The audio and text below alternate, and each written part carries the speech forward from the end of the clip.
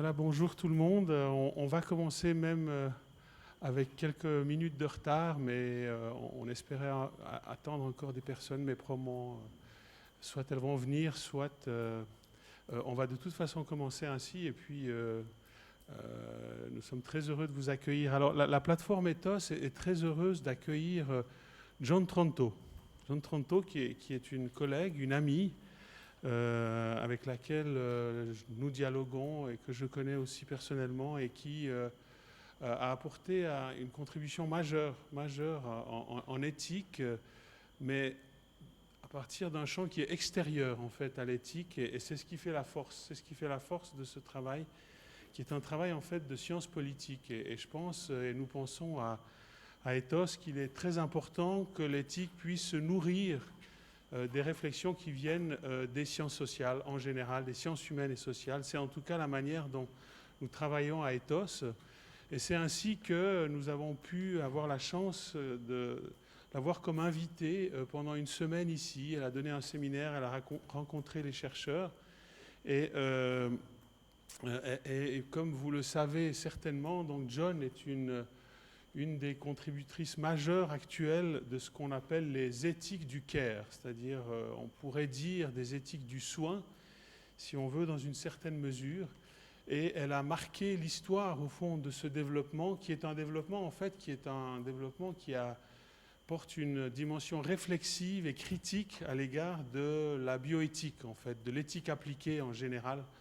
C'est-à-dire que des principes qu'on applique à la pratique, elle part justement des pratiques, après avoir s'être situé dans une longue chaîne et histoire de la réflexion qui avait déjà démarré d'ailleurs dans le cadre de mouvements critiques, voire, on peut le dire aussi, féministes, mais elle va s'en expliquer. Et elle a fondé au fond cela à partir d'un ouvrage majeur qui s'appelle Moral Boundaries, les frontières morales, qui a été traduit elle-même et aussi de l'avis que la traduction n'est pas très heureuse puisque ça a été traduit en français, fort heureusement, mais le titre est « Un monde vulnérable », qui ne traduit pas, qui ne rend pas compte de la dimension politique et intrinsèquement critique politique de son travail. Et à partir de ce travail-là, une série de travaux ont été lancés et nous nous situons en fait aussi en éthique médicale à Lausanne dans cette lignée qui a produit aussi pas mal de réflexions, notamment dans le cadre d'un travail qu'elle vient de publier récemment, que j'ai pris ici, qui s'appelle « Caring Democracy », parce qu'il faut situer en fait la réflexion à un niveau politique. Et je vous le recommande vivement, qui vient de paraître. Et puis elle a également publié dans une des collections des PUF, Care Studies, un livre qui s'appelle « Le risque ou le care ». Je ne vais pas aller dans le détail puisque Joan va reprendre cela. Mais enfin, de toute façon, l'idée maintenant est de lui donner la parole pour qu'elle puisse nous présenter son approche. Et on en a discuté hier. Une des réflexions majeures qui est issue de ces travaux, c'est d'essayer de voir dans quelle mesure cette approche du care dont elle va vous parler a une pertinence dans des champs de pratique particuliers. Et ici, on est dans le champ de la pratique médicale, dans le medical care, qui est évidemment très important pour nous, puisque nous travaillons aussi en étroite collaboration avec l'éthique médicale. Et donc, c'est de ceci qu'elle va vous parler maintenant. Elle va le faire en anglais, mais elle comprend très bien le français. En fait, elle aurait pu peut-être le faire en français, mais bon, on ne va pas lui demander autant. Mais on peut néanmoins ensuite poser des questions en français. Elle comprend très bien le français. Et voilà. Donc, je suis extrêmement heureux que tu sois là.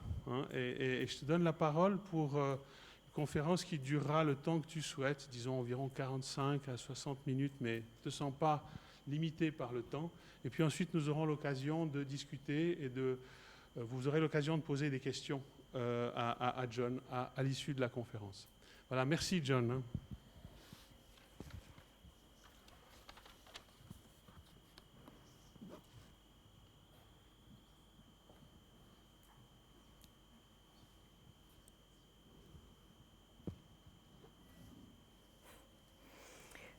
Thank you, Lazare. Good afternoon. Forgive me, I cannot speak French. I want to begin, though, by thanking Lausanne and Ethos and the University of Lausanne for inviting me here. I have enjoyed very much my time here speaking with the researchers and learning more about the ways in which an interdisciplinary approach to science, to ethics, can really work at a university. It's really quite an inspiration, so thank you very much.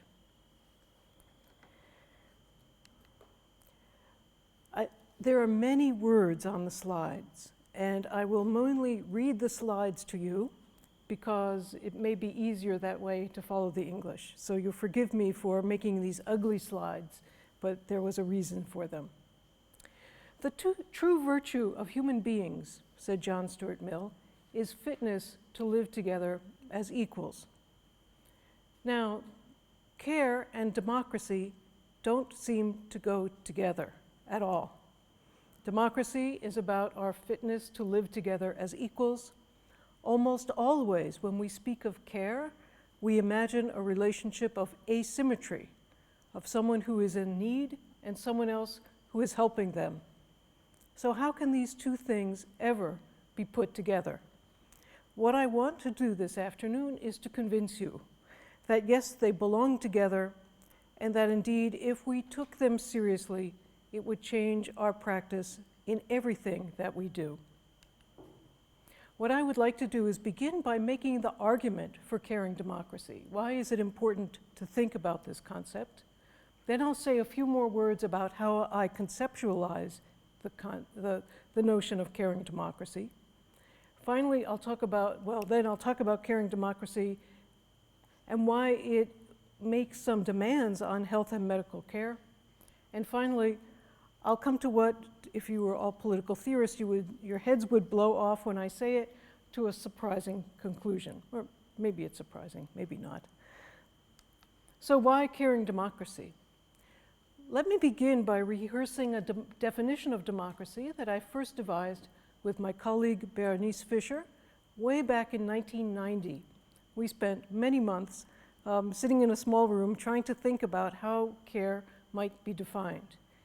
And we argue that on the most general level, we suggest that caring be viewed as a species activity that includes everything that we do to maintain, continue, and repair our world so that we may live in it as well as possible.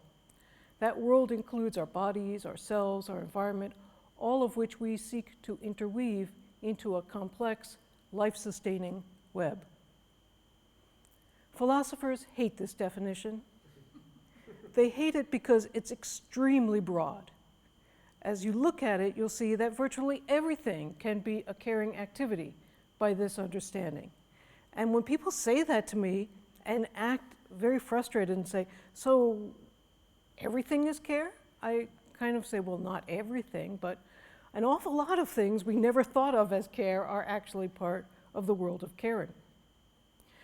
We didn't leave it quite so fuzzy, however, because back in 1990, we also devised 4 phases of care that have actually proven in research that people have done to be very useful as a way to think about how to apply care. First, that caring requires the step of caring about, of recognizing needs. And although Berenice Fischer, trained as a sociologist, would never think of morality as connected to a social description, I later added these moral dimensions to care. And what it requires to care about is to be attentive. To be attentive in the sense even that Simone Weil used the language of attentiveness, a kind of making yourself and your own concerns somehow recede for the moment to see the other and to recognize what the other's needs are. Once you've seen a problem, you still haven't done too much because you then need to care for or to accept some responsibility for the caring work that needs to be done. I've lived for many years in New York City, and often you would pass homeless people on the street. And you'd walk past them, and after a while, New Yorkers don't even see the homeless person on the street. That's how you know the tourists. They kind of look at them. But the New Yorkers just ignore them. And that capacity to ignore them is what caring about takes. But once you've even seen them, it would still be possible to say, somebody should do something about that, and continue walking on. But once you say, no, this is a problem, we as a society have to address this, then you have gone to the second stage of caring for. The third stage is the actual stage of caregiving, of doing the actual work of caring, which for a homeless person might mean asking that person, why are you here tonight? Would you like to go to the shelter?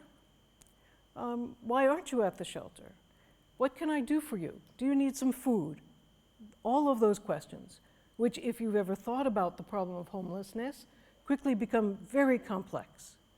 One needs not only to think about this person tonight, but if we get the person to live till tomorrow, then what? How do we solve the problem of housing more generally? These are all part of the problem of caregiving. Finally, fourthly, care receiving. Having given some care to someone, how does that person receive the care? How do we judge its effectiveness? Now, some people think that I must mean that at stage 3, the caregiver is acting, and at stage 4, the care receiver is saying, thank you. But I don't mean it that way. I think in all of these cases, the caregiver is also engaged in the process of care receiving, of evaluating the care that's been given. This shelter thing isn't working. What are we going to do differently? It's part of care receiving. And what's interesting about this is once you've gone through being attentive, being responsible, being competent in delivering care, being responsive and thinking about the way care is received, you actually go back to the beginning and start all over again. And so these processes of care feed on themselves and continue going indefinitely. So to consider why a caring democracy is necessary, we have to consider what I would say are crises now of both care and democracy. Let me start with the care problem. I've defined care very broadly, and I would suggest to you, modestly, that care potentially represents a paradigm change that really transforms the way we think about social life, because it focuses on relationships and responsibility. It is relational, to use that language, rather than focusing on autonomy and contractual obligations. For example, when we therefore think about justice, we say that justice is to obey your contracts made, to quote Thomas Hobbes' third law of nature. If all that we have to do to be just is to obey the contracts we have ourselves individually made, think of all the implications that have about, number one, it's ourselves that is the center, if you will, of the moral universe. Second, our intentions are what matter. Thirdly, we can be involved or not with others as we see fit. And fourthly, there's an assumption that we are, in fact, autonomous. That's not really an accurate description of human life. All of us are born into a situation of absolute dependency upon other humans. Humans can't feed themselves or take care of themselves or move very well when they're born. And by the time humans have reached a state of being able to accomplish basic human activities, they already are thinking about themselves in relation to others, their families, the other humans they meet, the animals they see in the world, and all of those interactions are part of what make any of us who we are. To think of ourselves then as autonomous is really not the starting point, but an achievement that humans manage sometimes and in some societies, and some humans and not all. Under those conditions, to think of justice as only what happens once we've arrived at the point of autonomy is to leave all of this behind. And that, to me, seems to be a fundamental error. Care also is a paradigm change because it's relational rather than substantive. And I can't explain this to you very quickly, but let me just try to say it this way. Think of what it's not. Distributive justice is about distributing goods. It's about saying, okay, we have this many resources in our society, who gets what? The famous work of John Rawls, for example. But care doesn't start out by thinking of things that need to go to particular others. It starts out by saying, we're in relations with each other. How can we live in those relations in a way that's satisfying for us? Now, in all societies, do we find this kind of satisfaction for people? Hardly at all. But you can see that that would be a different way to think of justice. To discuss care, then, is to raise a question about power, because care is a central aspect of human life, but care is often left in human societies to the lesser members of that society and community, historically to women, slaves, servants, lower-class workers. If you don't believe me, think back to Aristotle, Book 1 of the Politics, where he distinguishes between the polis and the household. The polis, he says, exists in relations among equal heads of households. Even if there's a kingship, theoretically anyone who's a citizen could have been the king, and therefore they are all equal. For him, they are also all male, and they thus are all citizens. On the other hand, Aristotle says, the household consists of 3 sets of relationships, each of which is by its nature unequal. They are the relations of husbands and wives. Says Aristotle, the rationality of women has not yet been established. They are the relation of men to their parents, to their children, right? Because children are not rational. They need to be trained into rationality. And they are the relations of masters to slaves. Aristotle's defense of slavery is that some people are naturally not as good at virtue and therefore should serve the interests of those who can be virtuous and thus free them to be virtuous. Because these relationships are, for Aristotle, inherently unequal, they cannot be a part of political life. And so from the very beginning in the Western intellectual tradition, what it means to do care work, to taking care of all the daily life, is to be outside of the political sphere. Now, some feminist theorists have been making this argument, as you know, for a very long time. Carol Gilligan's In a Different Voice was written in 1982, which is more than 30 years ago now. But in every time a feminist has made this argument in the past, basically what's happened is others have come along and said, look, okay, this is an argument you can make about care, but it comes at the end. It's not really important except at the end. So the very first response by Lawrence Kohlberg to Carol Gilligan's work was exactly this response. Kohlberg said, yes, she's right, there's something here about personal relationships and love and so on. But after we've arrived at a theory of justice, then we can go back to those questions. And in the famous work in bioethics, Beecham and Childress's Principles of Bioethics, finally in the 7th edition, they start to talk about the concept of care ethics, but they say, care ethics is a virtue. And it's a virtue like others, such as compassion and generosity. And once again, after we've arrived at a principled decision, then it would be nice if doctors were also virtuous, but it's not necessary in order to have justice. Well, this leads me to ask, if care is more than a virtue, what is it? And in order to answer that question very satisfactorily, we need to take a slight detour into the world of, if you'll let me use this language, metaethics. Margaret Urban Walker, in her book Moral Understandings, first published in 1998 and revised in 2007, distinguishes 2 types of metaethics. She distinguishes between what she calls a theoretical juridical model and an expressive collaborative model. Okay, here comes one of those ugly slides with lots of words. My PowerPoint coach is screaming at me. Here's the point. A moral theory, she says, is a set of law-like principles that decide, and what you're supposed to do is deduce from those principles, look at a particular case, and then you'll know what's right to do. So like a judge judging a case, here's the law, here's the case, now let's do it.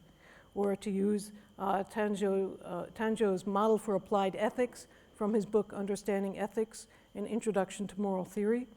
You have a moral principle, you have the account of the relevant facts, draw a line, you reach the practical conclusion.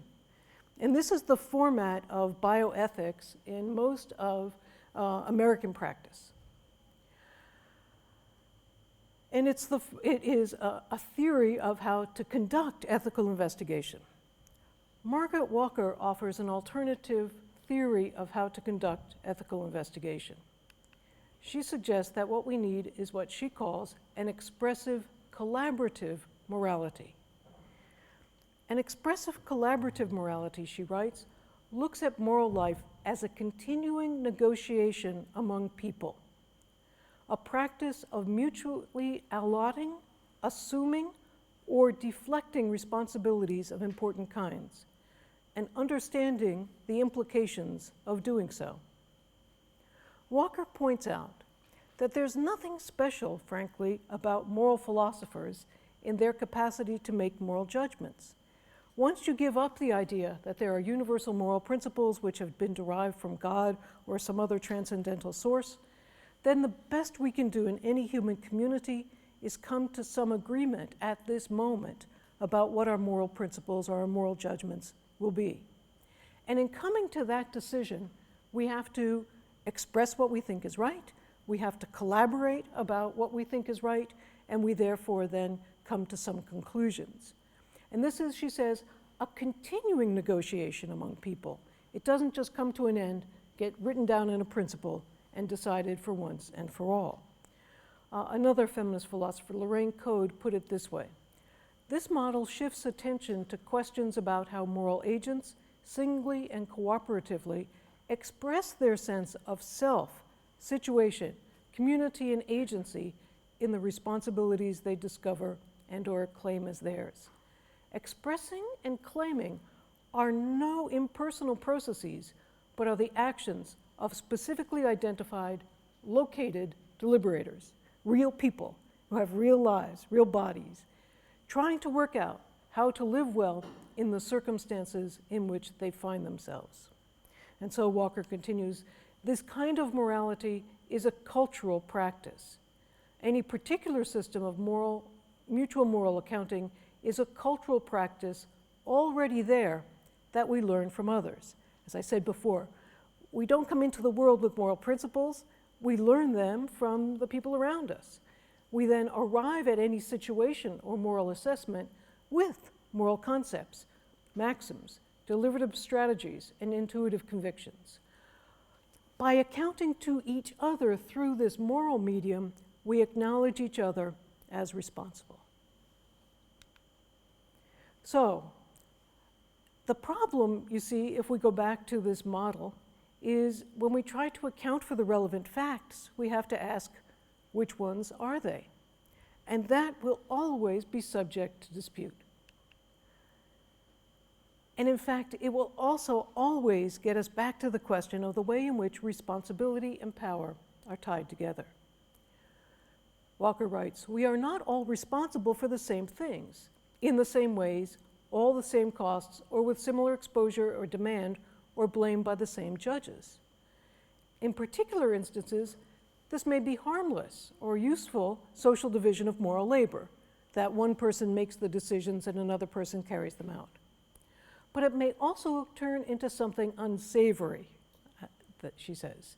Sometimes it is a privilege or a mercy to be exempt from responsibilities. Sometimes it shows that you are nobody, or less of a somebody than somebody else. Assignments of responsibility are a form of moral address. But some people, she says, are addressed as peers, and others as superiors or subordinates. You can already see why I'm going to suggest that this is a problem for a democracy. One of the earliest uses in English, the OED used to say this was the earliest use, appeared in Alexander Hamilton's writings in the Federalist paper in 1787. Actually, it's probably about 100 years earlier that responsibility first enters the language. But this is one of its early uses. Responsibility, in order to be reasonable, Hamilton writes, must be limited to objects within the power of the responsible party. Notice two aspects of responsibility that are contained in this claim. First of all, it implies, by its nature, relationship. And second, it implies that responsibility changes as power changes. Those who are relatively powerless have less power and therefore less responsibility. But this is a complicated situation. There's another side to this problem of responsibility. And that is that it's possible for some people to claim themselves that they are privileged to be irresponsible. Now, people don't put it this way. What they do instead is say, I have other important things to do. You do the caring work. My favorite example is Kari Varnes, a Norwegian sociologist, who writes about the typical breadwinning, stay-at-home wife household of the 1950s. It's a caricature, but the example works, where the husband throws his dirty clothes around the house.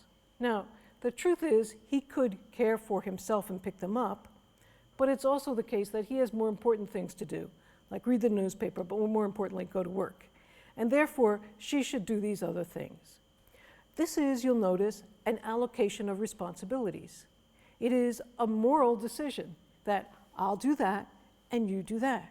And because this is more important, you can't ask me to do that as well. It's exactly the kind of negotiation that Walker says goes on all the time between individuals as they try to make decisions about who should be doing what. In Caring Democracy, I call this action of trying to figure out where the responsibility belongs, responsibility setting games.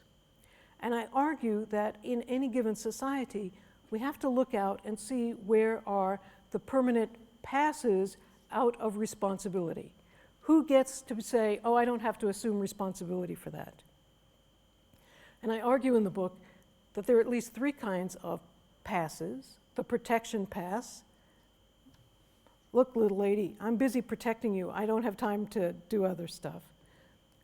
The production pass, where people are engaged in economic activity and therefore think they should pursue that in lieu of caring activity, and some other forms of market activity, which also get us passes out of responsibility. On the one hand, people should be responsible for themselves. I'm thinking of the US notion of bootstrapping ourselves up. And on the other hand, if we're living in a market society, then the way to allocate responsibility for caring for others might be through something like charity. And those, I think you see, are two sides of the same coin, but in both cases they start from personal responsibility and presume that you don't have to take other forms of responsibility into account. Now, early on, I read the work of Uma Narayan. Actually, she presented this paper as I sat on a panel with her. She points out that all societies have a way to care. And she makes the argument that colonialism was a discourse of care. After all, she said, British women who engaged in the practice of going abroad and working as nurses or working as teachers in India didn't go and say, we're helping to figure out how to exploit the resources of the Indians. What they said is, we're making them better by giving them civilization, Christianity, good things that they need. We can think of many examples where care has functioned as a kind of system that's deeply unequal. Slavery has a system of care. Aristotle suggested it to us. Colonial care exists. Feudal care exists. So it took me about 20 years to figure this out, but suddenly I realized the solution to this problem, which was to realize that a concept of care is very useful, and thus far I've really explained to you some of the dimensions of a concept of care. Care is about power, it's about responsibility. But to place care within a broader theory that takes advantage of what we really want it to do, we have to put it somewhere else in its relationships and responsibilities. And so, being a modern person, I started from Tocqueville, Democracy in America, where he makes the claim that democracy is a providential fact. It's something that's going to happen by providence. So now let's turn to the democracy problem and see if care helps us. The democracy problem. Lots of people talk about what are called democratic deficits. In the European Union, there's been a lot of talk about the deficit between the level of citizens' engagement in local government, national government, and then something happens and there's this EU that's got all this money and is spending it and doing all these things in our name that, say, the European citizens, we didn't ask for. The concept of democracy is, of course, an ancient ideal, but it has always rested on exclusion. People have always been excluded from a democratic practice. Recall Aristotle and the separation of public and private realms and the exclusion then of women and slaves and children from democratic life. But providential democracy, to use Tocqueville's language, has always been about inclusion. And beginning in the 19th century, there's been a path towards inclusion that's been greater and greater. Think again of Marx in his essay on the Jewish question, where he talks about the fact that we can be made equal as citizens by law, but it's in the rest of life that relationships still mark inequality. For him, the most important forms of these inequalities are economic ones. Democratic societies exist now everywhere in the world, and while they have become more inclusive in formal terms, they are not always equal. Indeed, Jeffrey Winters at Northwestern University would argue that no democratic societies are equal, they all contain oligarchies within them. What matters is whether or not the oligarchs are willing to abide by the rule of law or not. But we'll leave that one for another day. Solving the democracy problem, though, it seems to me, requires that we take a hard look at contemporary theories of democratic life. Most of them are really about the procedures by which we might come to some democratic solution. So deliberation has been a huge topic in democratic theory.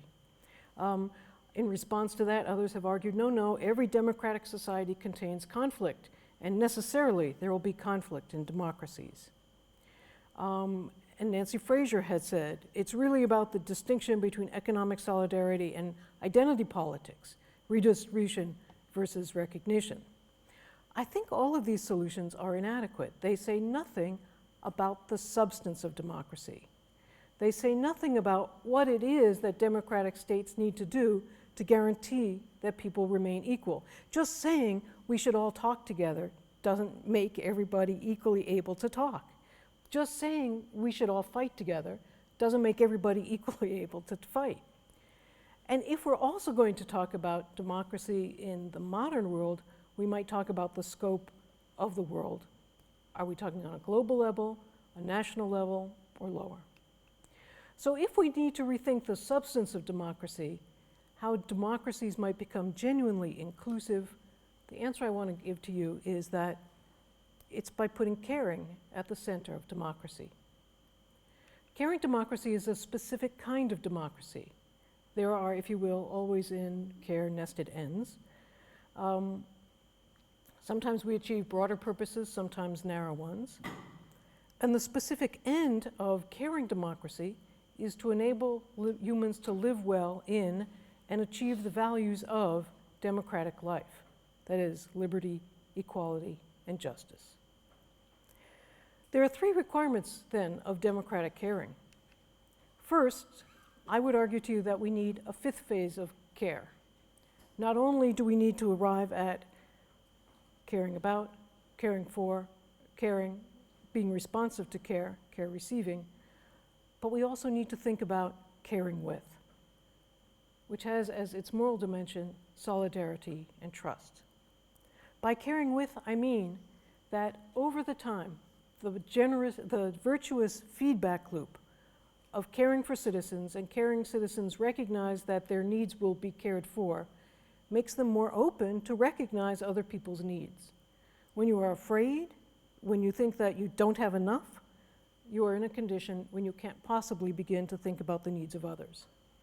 So by making people in a situation where they think their basic needs are being met, then caring with makes the entire process more possible in democratic terms. We'd also have to redefine some basic democratic terms. I'm saying this so you realize that I really do understand or I'm trying to make the claim that this is a radical way of rethinking democracy. We would have to think about freedom not simply as the ability of people to make choice, but as the absence of domination. We would have to think of equality not simply as being able to vote, but as the condition of equal voice when we're making those complicated decisions about how to reallocate care. And we would have to define justice as the ongoing process of assigning and reassigning caring and other responsibilities in a framework of non-dominated inclusion. And if we were able to do that, if we were able to start from inclusion, because caring with creates the conditions for that, and then everybody gets actually to have a voice, and we reassign care and other responsibilities in a non-dominated way, then I think we would have a caring democracy. And this would mean then that we've redefined democracy itself as giving people a voice in the allocation of caring responsibilities. All must have the ability to voice their views on the proper allocation of care responsibilities. This addresses Walker's concern about power, I think, because everyone needs to be included. And it places care within a broader theoretical framework that takes advantage of its emphasis on relationship and responsibility. The consequences of this are that we have to expand the realm of care. We have to think of care within institutions as well as individual relationships. We have to think of political issues from the standpoint of concrete accounts of care and from the standpoints of relationships and responsibilities. So this has been a long discussion of why caring democracy is necessary, but now let me summarize this way. In order for care to be complete, it needs democracy, because we need more than a concept of care. If we want to live in a democratic society, then we need a democratic way of thinking about care. And democracy needs care to solve the problems of inclusion. Because if we don't care about the problems of inclusion, then they simply go on and we're not in any concern of them. Okay, you've listened patiently for a very long time. What does any of this have to do with medical care or with health care? The challenge of health care in a caring democracy is this. Justice requires democratic practices and institutions that make possible non-dominated inclusion. I just told you. That is, we would want people to be able to allocate the responsibilities for care in a way that makes it possible for people to make these judgments. But medicine is kind of a particular place.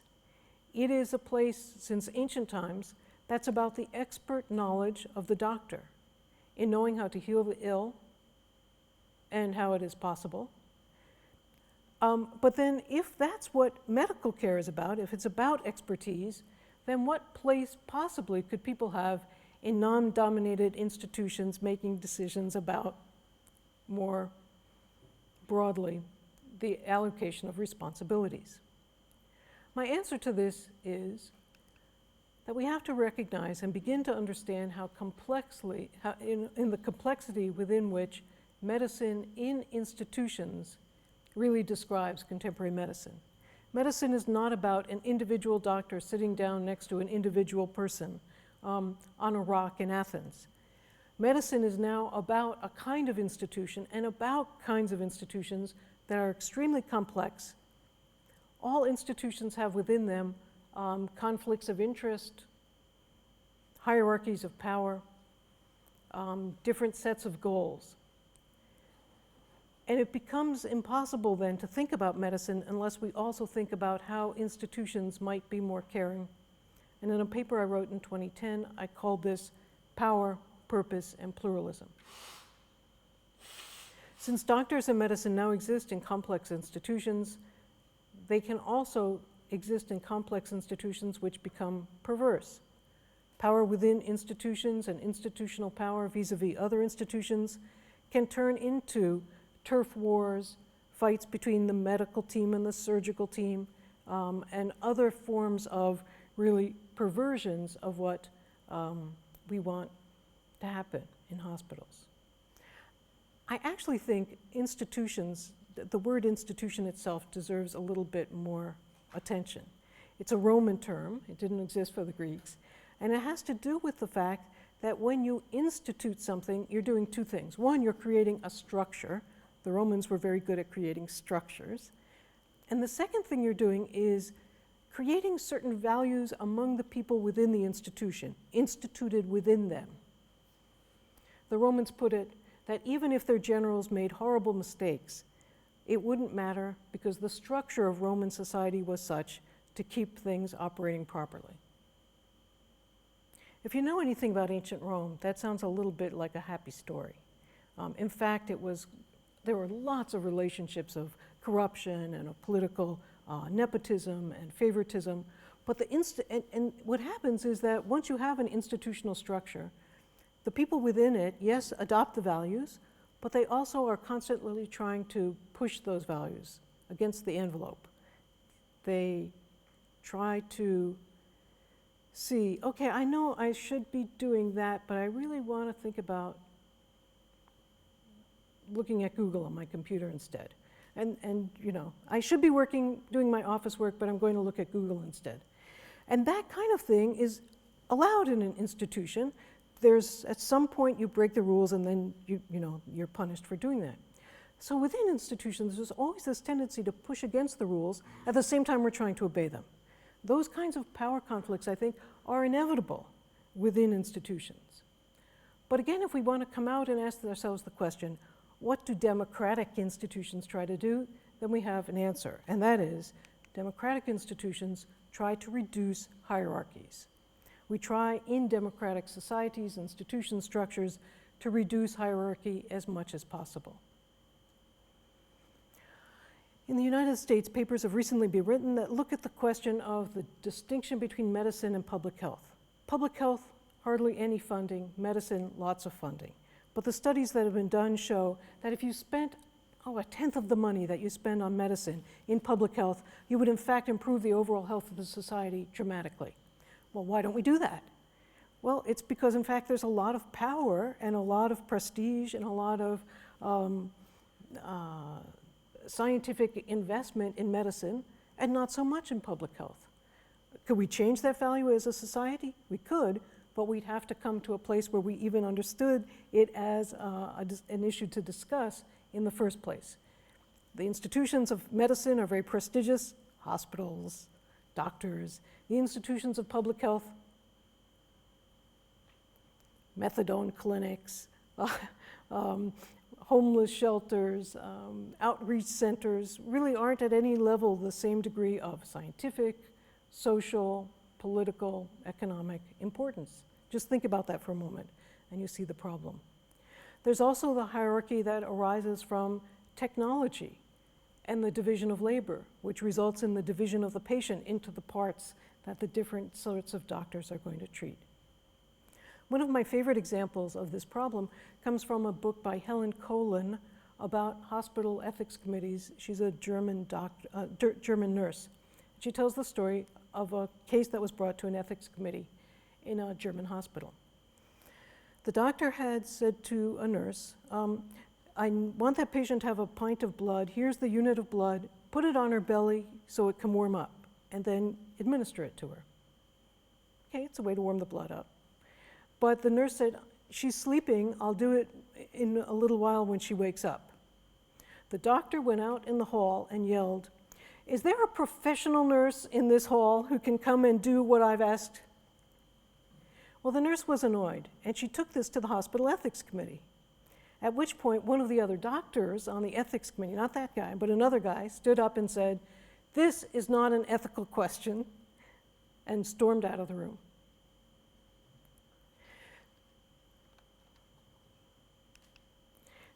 It really forces us to ask the question, what is the goal of medical care? How are we to think of pluralism as respect for the judgment of others? It's sometimes the case that in making decisions about medical care, it's not necessarily the right thing if you do everything. Okay, is there anything concrete we can say about this? Well, there are a few things, and you'll forgive me my American kind of perspective here in suggesting these things. Gawande has received a lot of attention for talking about the checklist. That is that in order to avoid medical mistakes, everybody in a particular setting, like the surgical unit, as you go into the operating room, should have to follow a checklist. Is this the right patient? Are we operating on the right part? And so on and so forth. And he devised this checklist, he tells us, for doctors in the third world, but then he used it in his own practice at Harvard University Medical School, and he discovered that he himself was on the verge of making several medical errors until they went through the checklist. And he realized that the checklist, kind of a formal procedure, gave other people in the room the capacity to question his judgment. In a very recent book called Beyond the Checklist, Suzanne Gordon makes this point. The checklist came not from medical practice, but from aviation practice. If you fly a plane, every time you get in the plane, there's a checklist, and you go through the checklist.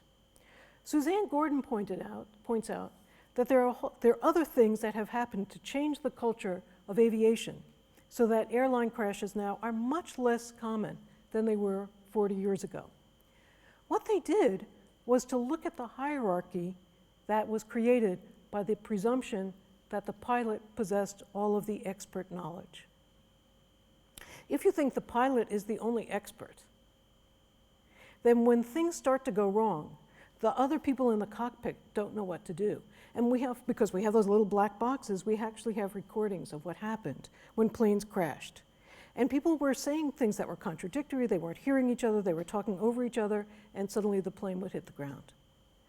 What has happened since is that there's been a very clear way of training the team to recognize that mistakes will be made, that everyone has a perspective that they bring, and that everybody in bringing a perspective to the situation is able to participate, add, and while there will still be somebody who has to, in the end, make the judgment, having reduced the hierarchy gets better information, better knowledge, and in the end, better results.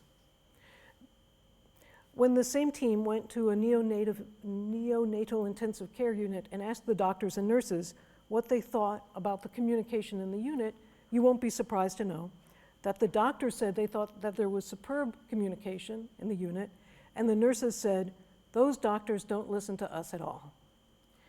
Reducing that hierarchy is one way to make medicine, I think, more democratic, and also a way to make it better. We also have to go beyond thinking of the relationship of the doctor and the patient as simply a dyad.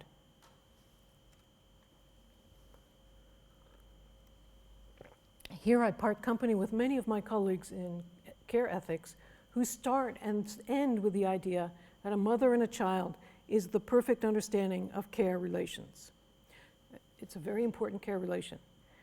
But no mother and no child are interacting separate from a whole realm of other interactions. The father, the grandparents, the sisters, the brothers, the aunts, the dog, the nasty neighbor next door who keeps coming and poking the child. All of those things have an effect on the child's development. And the mother, in turn, is negotiating constantly with everyone else in her life. Doctors and patients, too, are not just a dyad, but are constantly involved in the process of working with others. Patients need to come to some understanding of the purpose of their care, and if they are able to do so, then maybe they can make more contributions to this as well. To use Walker's language, this is a hotspot for ethics. The concrete example here that might be useful to think about is dealing with death. I serve on the University Hospital Ethics Committee, and almost all of the cases that we hear about are cases that involve people who are close to the end of their lives. And the question is, what do you do? Again, the research suggests that doctors don't want to ever tell a patient that they're dying. And they also don't ever want to initiate the conversation about what happens at the end of life. But when they do, people make different decisions. So a case will come and the doctor says, we could do this and this and this and this. Now, will those things prolong the life of the patient? No. And the doctor knows, in a sense, this person might live for 3 days or 6 days, depending on if we do these things. But the families report that if they knew at the beginning that this person is likely to die in 2 weeks, whether we do nothing or everything, then it turns out they say they would have made different decisions about the end of life. So that's the kind of involving of patients, patients' families, the kind of involving of others in the care decision that might make medical care better. Joseph Finns is the director of bioethics at Mount Sinai, New York Presbyterian Cornell Weill Medical Center, or some combination of those words.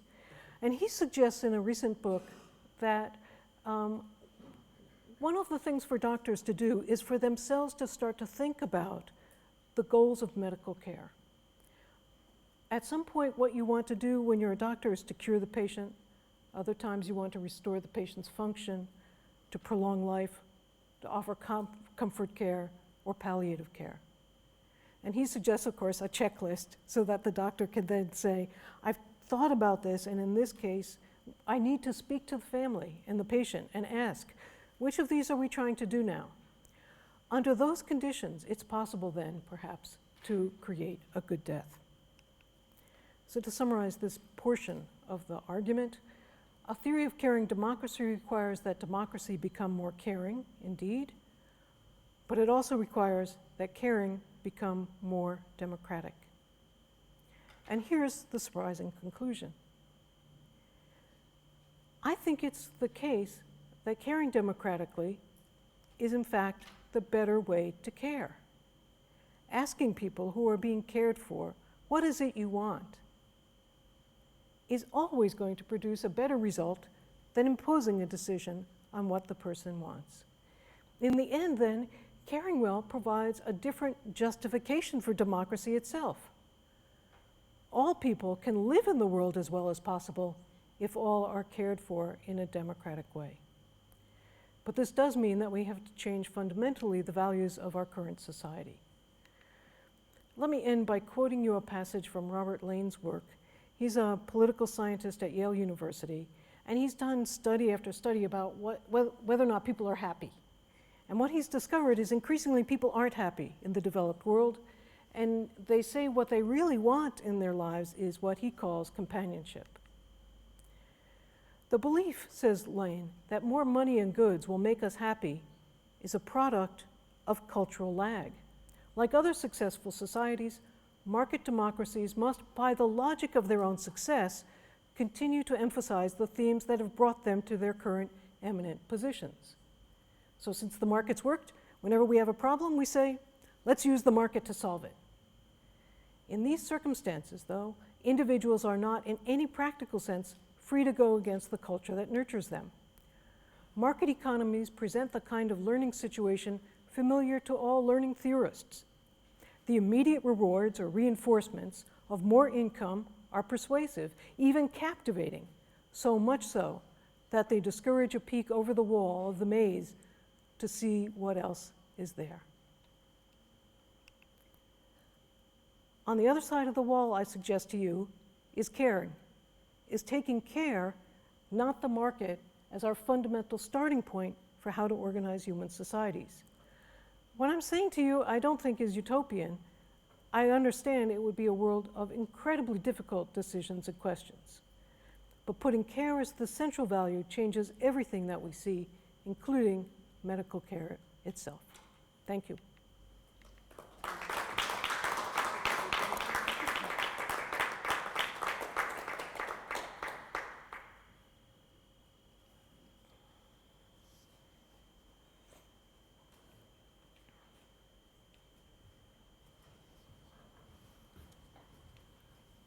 So thank you very much for this very interesting and challenging presentation and conference.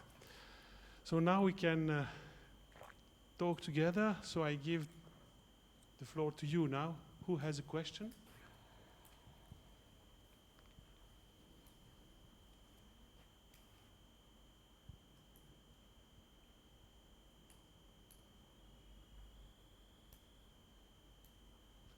So I start, as it's usual to do.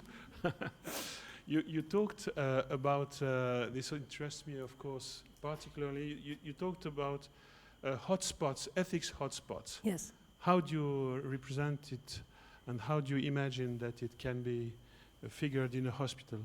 So Walker uses this language borrowing from Bernard Williams, and she says, the place where our moral values are likely to come into conflict is when there is, in fact, conflict. And that's where there are often power differentials, and that would be the easiest marker of what makes something a moral hotspot. Okay. So when a doctor's judgment is being imposed, as in the case of Helen Colin's nurse, that becomes a place where there's a moral conflict. And it's only when we kind of stop, look at that, and say, well, what's really going on here, that things begin to move forward. Okay. So it would be a space in our unit, or what kind of space would it be in the hospital? So then you would need to create some kind of space to resolve this.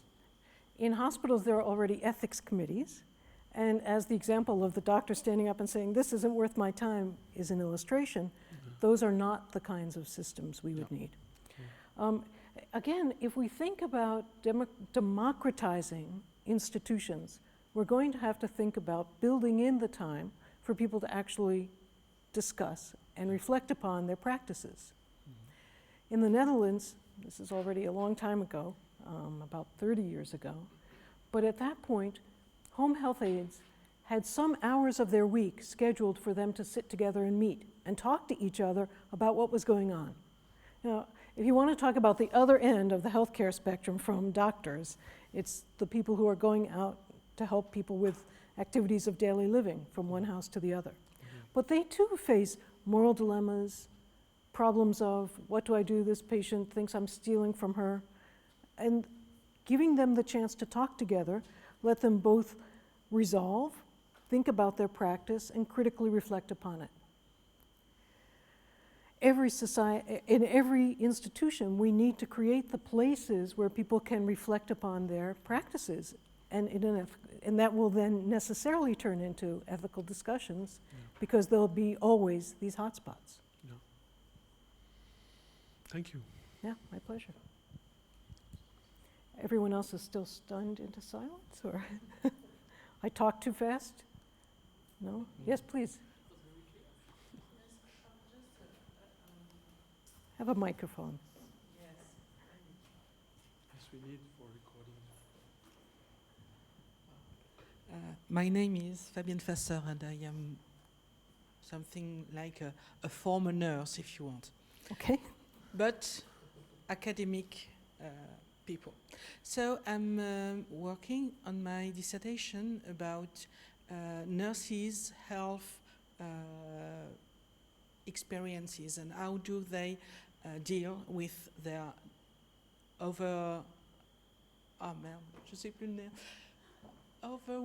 job, too much job, and their responsibility. Yes. And I think that your reflection make me think about all my colleagues who take too much responsibilities, and there is something there. I don't know what, I don't know how I can explain it better, but I think it's the turning point, maybe, yes.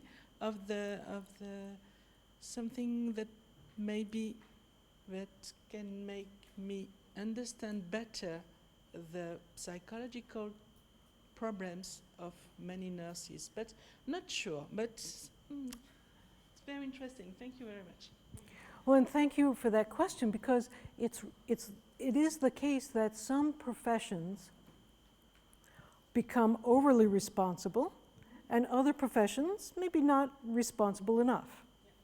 And it's not a surprise when you look at it. I mean, if we were to conduct in a democratic society this question about who's taking on too much responsibility, as well as who doesn't have enough, it would be an important discussion, and we would really change the balance of things.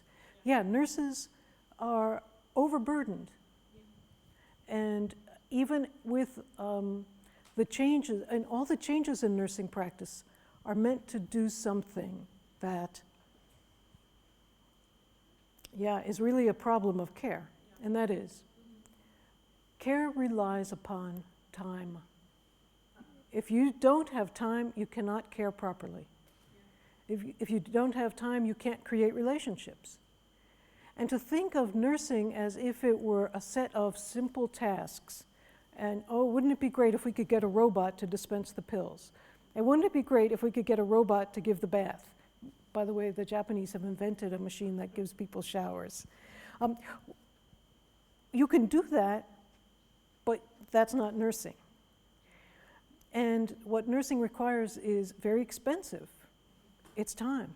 And doctor's time is even more expensive.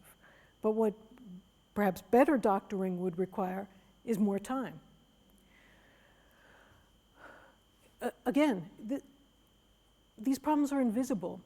But if we were to think about democracy as the allocation of caring responsibilities, then we would have to think about the question of how do we let these decisions happen? If they're made simply by the market or by some enterprise that wants to make more money doing healthcare, then that's not then we have to call them to democratic account and say this isn't the way that we want to be cared for. So you're going to have to change these practices. So that's why I think this helps. But you're quite right. Some people are overly responsible. And again, a democratic society would take that as a problem as well. Thanks. That's a good question. Yeah.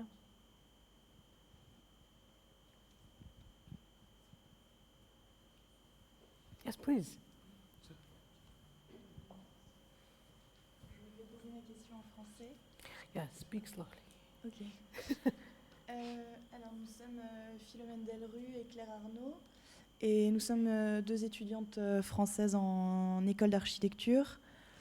On s'intéresse à l'éthique du care et aux liens possibles en fait, avec les problématiques architecturales et urbaines. Et en fait, on se demandait en quoi l'architecture peut être l'un des enjeux pour une caring démocratie. Et est-ce qu'elle va avoir un rôle déterminant selon vous voilà, dans... Okay, I think I understand your question. You're asking about migration? Yeah? No? No? About? Yes. It's from the architectural point of view. Oh, I'm sorry. Okay. Completely wrong. What can vous pouvez répéter peut-être le... En gros, en quoi l'architecture aura-t-elle un enjeu pour dans la Okay. The relevance of architecture in the care issue. Absolutely vital. Think of it, if you don't create the spaces for people to come together and talk, then you have created a condition under which this is not possible. And caring environments require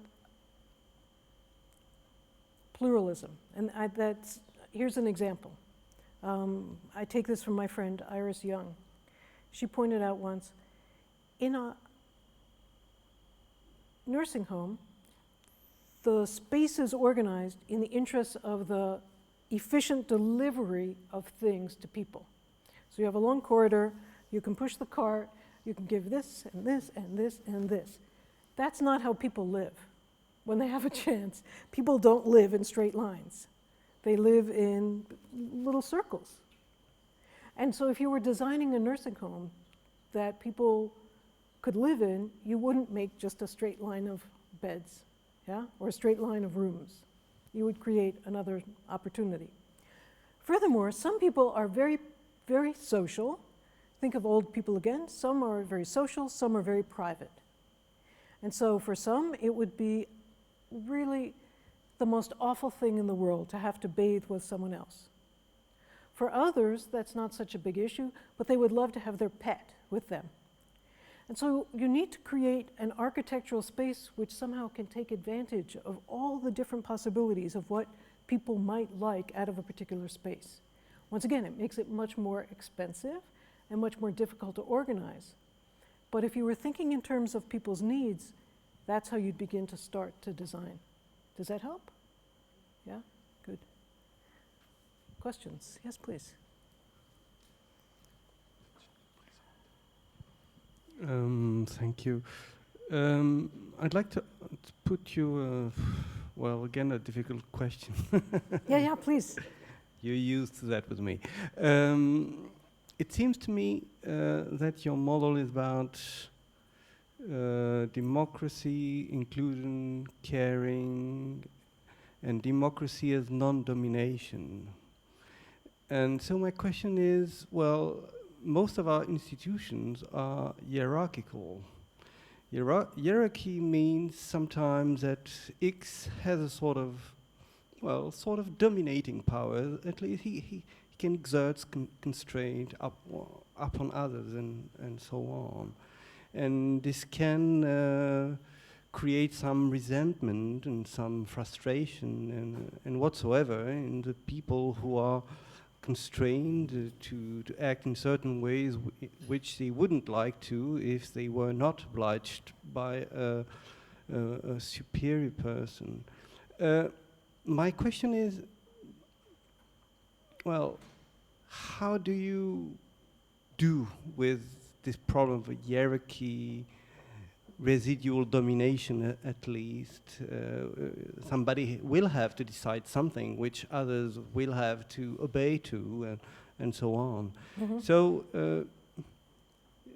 this is a bit my difficulty. I don't see whether there remains something like authority, power, hierarchy in your model. Thank you.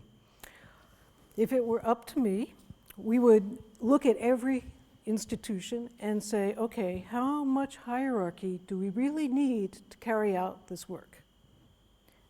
The pilots discovered that they didn't need as much hierarchy as they thought they needed in order for them to be effective pilots. And my guess is in virtually every institution, if we began to look more closely at it, we would see some forms of hierarchy that didn't need to be there. We may not be able to eliminate all of it, but the process of beginning to bring it down already makes those who have been excluded, whose voices have been lost, able to raise questions. Why do we need that? Why do there have to be 4 supervisors in this technology department?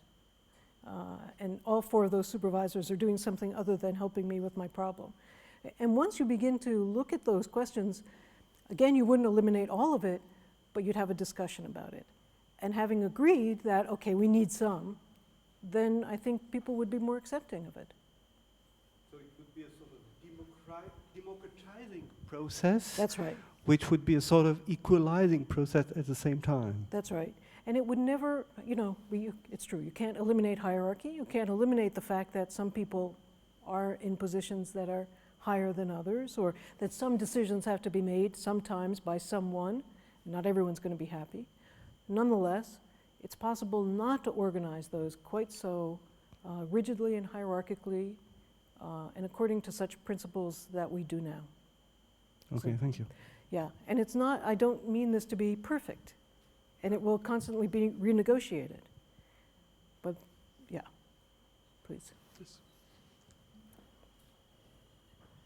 You spoke in the end of your presentation of the companionship model, and could you perhaps precise in what sense we should understand companionship, because companionship could also be not a dominating, but I would say an asymmetrical relationship between the master and the person who is acquiring competencies and so on. So could you precise that, please? Yeah, I mean, this is the great challenge of democracy. It starts from inequality, and the goal is, as much as possible through our lives, to achieve as much equality as possible. If we're really Democrats, that's what we want to achieve. It's really hard. Sure. And it's even hard to have that as an ideal. People are much happier to be envious and to look down upon others than they are to be equal. Yeah? So, and in any relationship of companionship too, the chances are good that there will be moments when one's needs are met and the others aren't. But what one hopes for over the course of a companionship, a relationship, a friendship, is that these things will even out some. Yeah?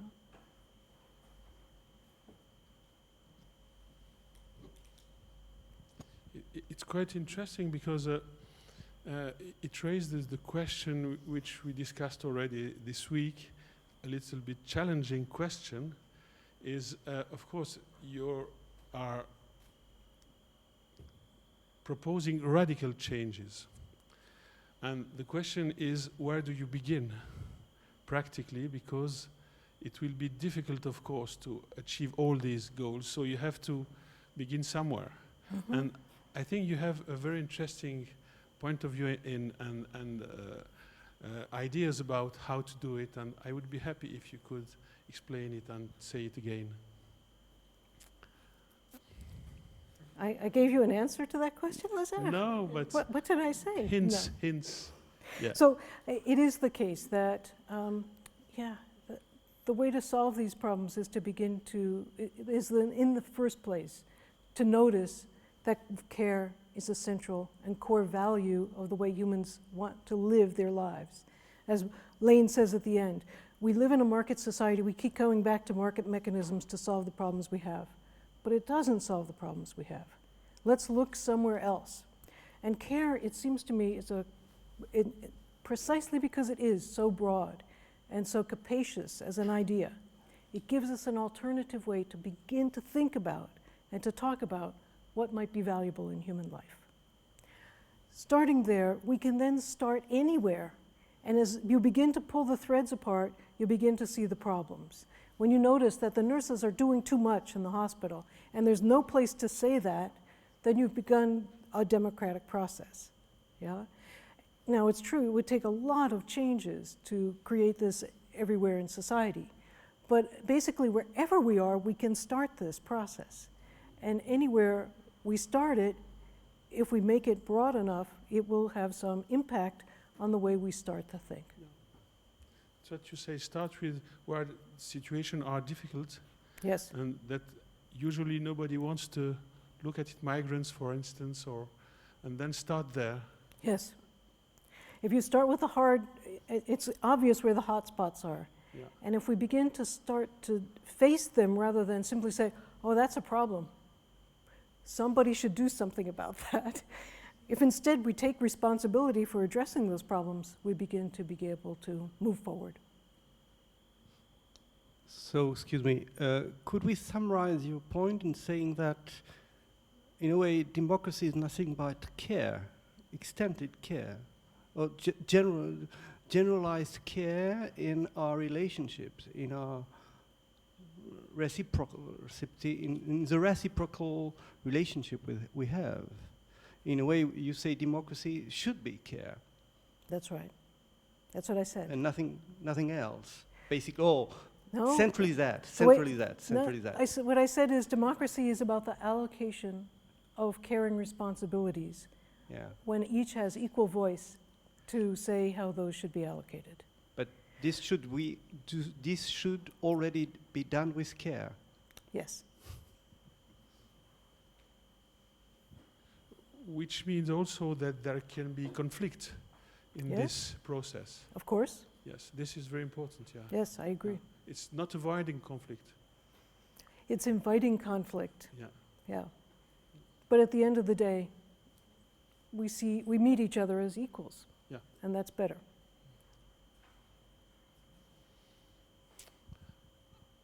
D'autres questions?